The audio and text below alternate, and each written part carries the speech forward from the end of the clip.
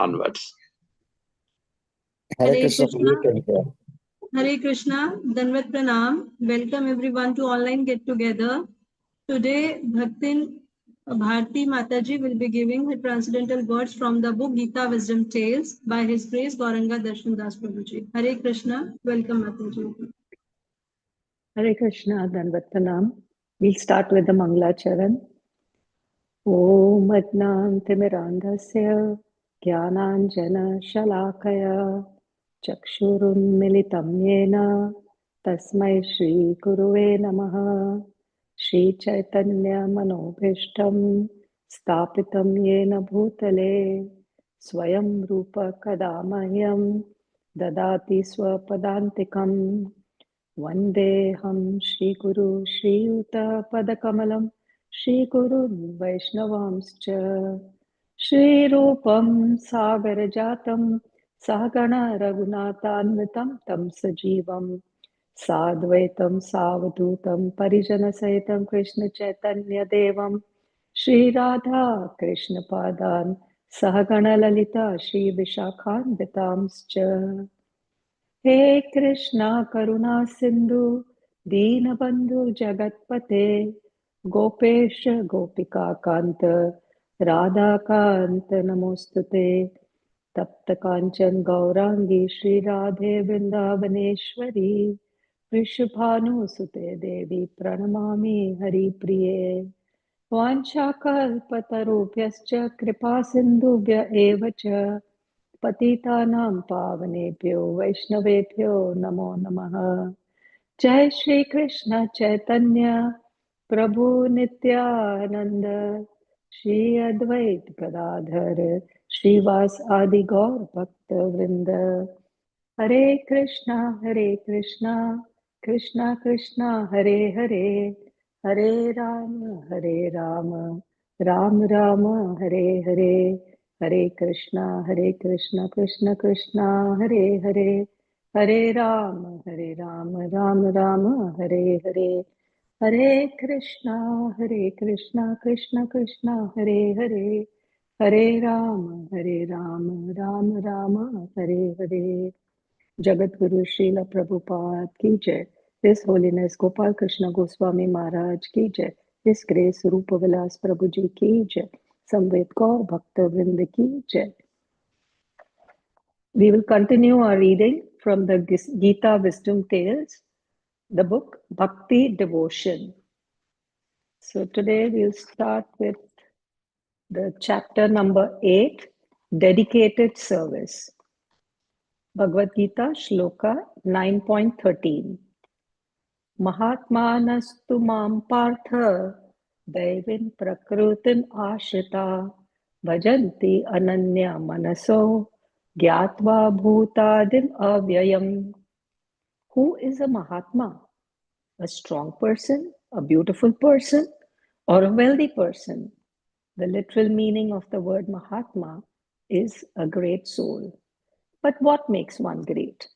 Let's hear from Lord Krishna himself.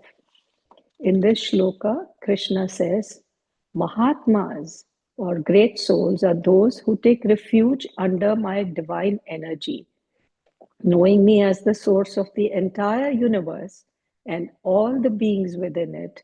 They always think of me and serve me with full dedication. Now let's read the story of a Mahatma who served Lord Krishna with dedication and thus received his special grace and blessings. Lord Gopal found. Madhvendra Puri was a great devotee of Lord Krishna. Once he visited the holy land of Vrindavan. He circumambulated the sacred Govardhan hill and sat down under a tree to rest. He wouldn't beg for food, but would eat whatever he got by the grace of God. As he was sitting and chanting the names of Lord Krishna, a young cowherd boy came up to him. The boy smiled and offered him a pot, saying, "Oh Sadhu, please accept this milk. You look like you really need it." Puri asked, "Who are you, my dear boy? How did you know that I was hungry?" The boy replied, "I am a cowherd from this village. No one should be hungry here. The women who came here to fetch water have sent this milk for you. Now I must go to milk the cows, but I shall return and take back this milk pot from you." So saying, the boy left. Madhavendra Puri was enchanted by the little boy's sweet words. He drank the milk and washed the pot. He waited for the boy to return, but he never came back. Madhavendra Puri couldn't sleep at night, so he sat and chanted Krishna's names. At the end of the night, he dozed off a little and saw the same boy in his dream. The boy took him to a bush in the jungle and said, "I reside in this bush and suffer from cold, rain, winds, and heat. Please get the villagers to take me out, construct a temple on top of that hill, and consecrate me there. When invaders attacked this village, the priest who was serving me hid me in this bush and ran away to save his life. For many days I have been waiting for you." Madhavendra Puri woke up from the dream and wept. "Oh, I saw my beloved Lord Krishna directly, but could not recognize him. Now I must quickly do as he has bidden me." He immediately gathered the villagers and told everyone about his dream. Everyone believed him and agreed to do as he said. Following his instructions, the villagers cut down the bushes, cleared a path, and entered the jungle. To their astonishment, they found the deity of Lord Gopal covered with dirt and grass. They made a big throne out of a stone and placed Lord Gopal upon it. The villagers called for Brahmana priests and started singing and dancing. They brought milk, curd, ghee, sweets, various foods, tulsi leaves, flowers, garments, and 900 pots of water from Govindakund, a sacred lake in Vrindavan. Then Madhavendra Puri began the Abhishek, bathing of Lord Gopal with Panchagavya milk, yogurt, ghee, cow urine, and cow dung, Panchamrita, milk, curd, honey, and ghee and sugar, and so on. Then Gopal was dressed nicely in new garments. Madhavendra Puri offered all the food items to Lord Gopal. The Lord, who had been hungry for many days, ate everything. Madhavendra Puri could see the divine eating of the Lord, who also left prasadam for his devotees. The wonderful festival and consecration of Gopal was arranged in just one day by the grace of the Lord himself. Knowing that Lord Gopal had appeared atop Govardhan Hill, people from neighboring villages came and performed the Annakut ceremony, offering huge quantities of food for the Lord day after day. Wealthy businessmen from the city of Mathura brought various presents. One rich man constructed a nice temple for the Lord. Every family in Vrindavan contributed one cow. Thus, thousands of cows served Lord Gopal daily. In this way, all the devotees used their wealth and hearts to serve their beloved Lord. By Krishna's grace, the impossible becomes possible. Madhavendra Puri's travel for sandalwood. One day, after Sri Madhavendra Puri established the idol of Lord Gopal in Vrindavan, the Lord appeared in his dream and said, "Dear Madhavendra, please bring me sandalwood from Malaya mountain region and smear the pulp over my body. My body still burns with the heat it had to bear when I was left alone in the forest. No one else except you can do it." Madhavendra Puri woke up from his dream and was grateful for receiving another opportunity to serve Lord Gopal. He made all arrangements for the regular worship of Lord Gopal and started walking towards the holy place Jagannath Puri to get the sandalwood. He didn't have a chariot or any other vehicle to travel such a long distance. Walking through Bengal, he reached a village called Remuna, where he visited a beautiful temple of Lord Gopinath, another deity of Lord Krishna. Upon seeing Lord Gopinath, Madhavendra Puri sang and danced in spiritual joy and tasted the prasadam. He then continued his journey to Jagannath Puri on foot. After reaching Jagannath Puri, he told the devotees there about the appearance of Lord Gopal and his instruction to get sandalwood. Madhavendra Puri's fame as a great devotee of Krishna was well known to the people of Jagannath Puri. So they all happily offered him one mound, about 37 kilos, of sandalwood and camphor. They also gave him 2 assistants to carry the sandalwood along with the traveling expenses.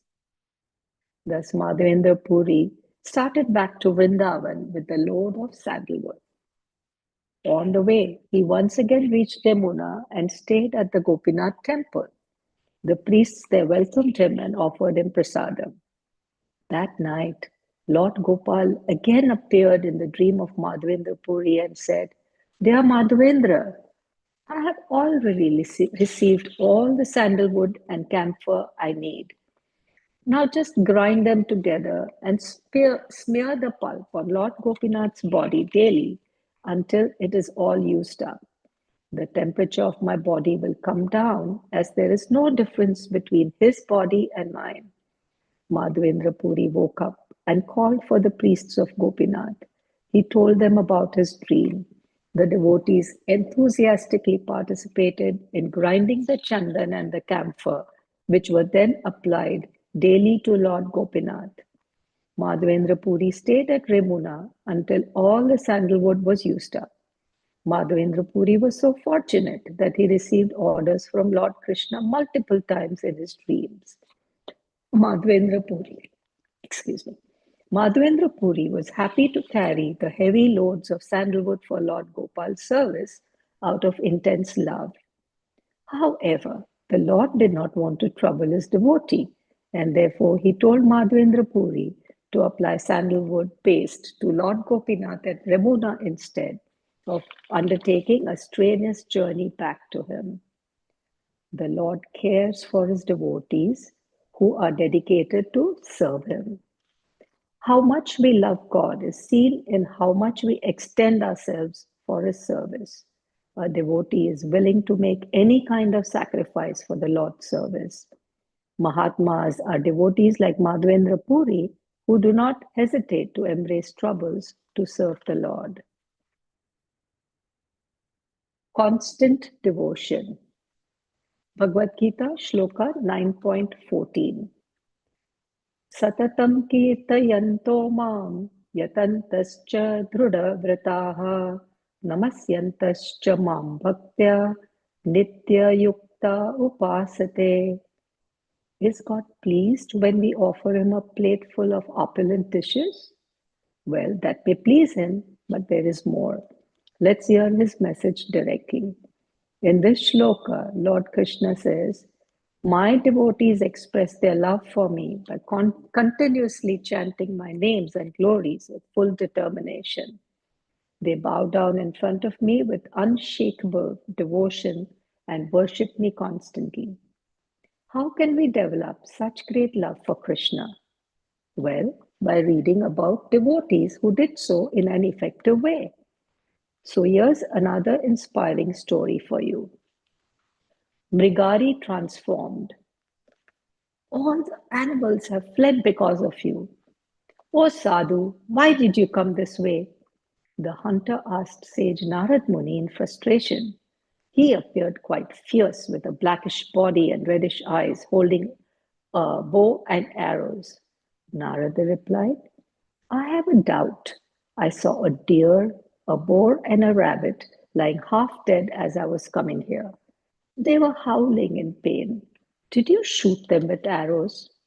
The hunter replied, "Yes." He had the habit of brutally wounding the animals in the forest and leaving them to die.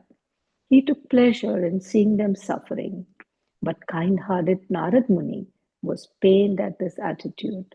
Narad Muni asked, "Why did you just injure the animals and make them suffer? Why did you not kill them and ease them of their pain?" The hunter replied, "My name is Mrigari, the enemy of animals. My father taught me to kill them in this way. When I see half-dead animals cry out in pain, I feel great joy. I have one thing to beg of you, requested Narad. Mrigari said, I can give you a deer skin or even a tiger skin, if that is what you want. I do not have anything more to give. Narada said, I do not want any skins. I beg you to kill the animals only when you need to, and that too completely. Do not leave them half dead. Mrigari said, why? What's wrong in doing that? Narad explained, by leaving the animals half dead and intentionally giving them unnecessary pain, you will incur great sin. Those animals whom you killed will kill you one after the other in your future lives. Ignorant Mrigari didn't know this. Narad Muni's divine demeanor, concern, and wise words made him think. He became somewhat afraid and asked, how can I be freed from the sin? Please tell me. First, break your bow. Then I shall tell you what is to be done, said Narad. If I break my bow, how shall I maintain myself? Asked the hunter, perplexed. Do not worry. I shall supply all the food you need every day, assured Narad. Thus reassured, Mrigari broke his bow and fell at Narad's feet. Narad raised him and advised him, go home and distribute all your wealth to the Brahmanas. Leave your home with your wife and construct a small cottage on the bank of the river. Grow a tulsi plant in front of your home. Water the tulsi daily and circumambulate her while chanting the mantra. Hare Krishna, Krishna Krishna, Hare Hare, Hare Rama, Rama Rama, Hare Hare. Every day I shall send you sufficient food for you and your wife. Then the powerful Narad Muni healed the wounded deer, boar, and rabbit. The three animals got up and swiftly fled from there. Mrigari was struck with wonder. He bowed down to the sage and returned home. He sincerely followed the instructions of Narad Muni, his guru. The news of Mrigari's transformation into a devotee spread all across the village. Because he stopped hunting animals and started chanting the Lord's holy names constantly, all the villagers brought alms for him. In one day, he received enough food for 10 or 20 people, but he and his wife would accept only as much as they could eat. One day, Narad Muni came to Mrigari's home along with his friend Parvat Muni. Mrigari saw them from a distance and eagerly ran towards his guru. But he could not bow down immediately because he saw some ants around his feet. He cleared them away with a cloth and then fell flat to their feet. Narad Muni became happy and said, this behavior is not at all astonishing. A man in bhakti is naturally non-violent. Mrigari then took Narad Muni and Parvat Muni in his house and offered them seats. He washed their feet with great devotion. When Mrigari chanted the holy names of God before his guru, tears of love fell from his eyes. He started dancing, waving his garments up and down. Seeing his love, Parvat Muni told Narad, by your mercy, a cruel hunter has become attached to Lord Krishna. Bhakti is born in the association of sincere devotees. Bhakti before birth. Hiranyakashipu was the king of demons. He was very cruel and powerful. Even the devas in the heavens feared him.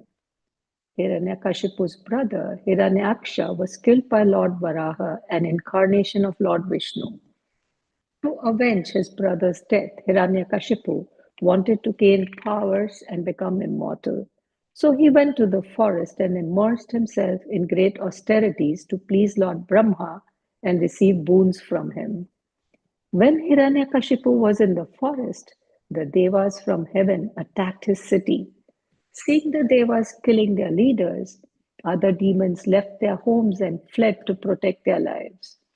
The Devas plundered Hiranyakashipu's palace. Indra, the king of the Devas, arrested his queen Kayadu, who was pregnant at that time. When she was being led away, crying like a small bird captured by a vulture, Narad Muni appeared there and intervened. Narad Muni stopped Indra. This woman is innocent. She is a chaste wife of another man. You should not drag her off in this merciless manner. Release her immediately. Indra then revealed his plan to Narad. She is expecting a child, which we believe will be another great demon. Let her remain in our custody until her child is delivered, and then we shall release her. Indra's plan was to kill the child as soon as he was born. Being a great devotee of Lord Vishnu, Narad Muni can see the past, present, and future. He replied with divine foreknowledge. The child in her womb is sinless. He will surely be a great devotee of Lord Vishnu. Hearing this, the Devas immediately released Kayadu, respectfully circumambulated her, and bowed down to the devotee within her womb. Later, Narad Muni took Kayadu to his ashram and told her to remain there until her husband returned. She stayed under the sage's care without any fear and served him with great devotion. Merciful, Narad Muni then taught her the process of bhakti unto Lord Vishnu. However, Kayadu couldn't fully focus on the teachings of Narad Muni because she was anxious for her husband's return. But the child in her womb, although not yet born, heard all the teachings of Narad carefully. Thus, the baby developed deep devotion towards Lord Vishnu. He became the renowned devotee Prahlad. After Prahlad was born, he always chanted the names of the Lord and meditated on him. Although his father Hiranyakashipu didn't like his devotion, Prahlad never gave up. He even taught his schoolmates how to worship the Lord and thus receive his grace. By a devotee's blessings, one can become a devotee and constantly praise the Lord. Whether it is transforming stone-hearted people like Nigari into great devotees, or sowing the seed of bhakti within unborn children like Prahlad, bhakti can do wonders. By constantly chanting the Lord's names, we develop love for the Lord. And when we really love Him, His thoughts come naturally to us, making us speak about Him most of the time. So, constant chanting is a way to develop love and express love for the Lord. Firm faith. Bhagavad-Gita, Shloka 6.47. Yoginam sarvesham matgatantara-atmana shraddhavan bhajate yo mam same yukta tamo matah. Who do you think is the greatest yogi? Is it he who can rise in the air sitting cross-legged with closed eyes? Or is it he who can survive on little or no food and water? Well, as Lord Krishna reveals in this shloka, of all the yogis, the one who always thinks of Krishna and renders faithful service unto him is a yogi of the highest order, a bhakti yogi. So let's read the tales of such great yogis. Sudarshan chases Durvasa. King Amrish was a great emperor and a faithful devotee of Lord Vishnu. Once he observed the Ekadashi Vrata vow and worshipped the Lord. As he was about to complete his vow and break his fast, Durvasa Muni appeared unannounced. King Amrish welcomed the sage and requested him to honor a meal. Durvasa agreed and went to river Yamuna to perform his rituals before eating. In the meantime, the appropriate time came to break the Ekadashi fast was passing. Therefore, Amrish consulted the Brahmanas and broke his fast by just drinking water. Drinking water may be accepted as eating and also as not eating. Durvasa returned and understood by his mystic power that Amrish had drunk water. Durvasa was a Brahman and a mystic. He was very proud of his powers and thought himself to be the greatest of sages. Offended, he plucked a bunch of his hair and created a fiery demon to punish Amrish. That blazing demon rushed towards Amrish to kill him, but he was not in the least disturbed. He didn't even move from his position and stood calmly with folded hands, meditating on Lord Vishnu. Lord Vishnu's Sudarshan Chakra, however, appeared there and burnt the demon at once. Thereafter, it started chasing Durvasa. Durvasa became frightened and began running, with the Sudarshan Chakra following him. Durvasa tried to hide himself at every possible place in the universe, but the Chakra pursued him everywhere. Durvasa went to Brahmaloka and sought the shelter of Lord Brahma. But Brahma said, I cannot protect you. Durvasa went to Kailasa and begged Lord Shiva to protect him. Lord Shiva said, I cannot save you from Lord Vishnu's Sudarshan Chakra. Durvasa finally went to Vaikuntha and fell at the feet of Lord Vishnu, begging him for forgiveness and protection. Lord Vishnu replied, O sage, I cannot protect you. I am bound by my duty towards my devotees. My devotees are always within my heart, and I am always there in their hearts. You can be saved only by pleasing Amrish. Durvasa then humbly approached King Amrish and fell at his feet. Kind-hearted Amrish was very much embarrassed when the great sage fell at his feet. He then offered prayers to Sudarshan Chakra to protect Durvasa Muni. Honoring Amrish's request, it spared Durvasa. Being chased by Sudarshan Chakra, Durvasa had been wandering everywhere for 1 full year. Now relieved of the danger, Durvasa praised Amrish's devotion and tolerance levels. Amrish also hadn't taken his meals for 1 whole year. He humbly requested Durvasa to take his meals first. Durvasa agreed and asked Amrish to join him. Offense to a devotee hurts the heart of God more than anything. The cure to Krishna's headache. My head is severely aching. I am in great pain, said Krishna. All his queens and family members in the palace of Dwarka were worried. In fact, the entire city of Dwarka was shocked by the news of Krishna's headache. Krishna was lying on his cozy couch without movement. Many doctors came and went, but there was none who could cure his headache with any of their medicines. Then Krishna himself suggested the medicine. If the dust from the feet of my devotees is placed on my head, I will be relieved from this headache. Someone please go and find some dust so that my head stops burning with pain. This astonished everyone. How can they put their feet's dust on the head of God? But at the same time, how can devotees see their beloved Lord in pain? All of them were in deep anxiety and confusion and just couldn't figure out what to do. At that time, the great Narad Muni arrived there, playing his veena. Seeing him, everyone was filled with rays of hope. They informed Narad of Krishna's severe headache and the cure too.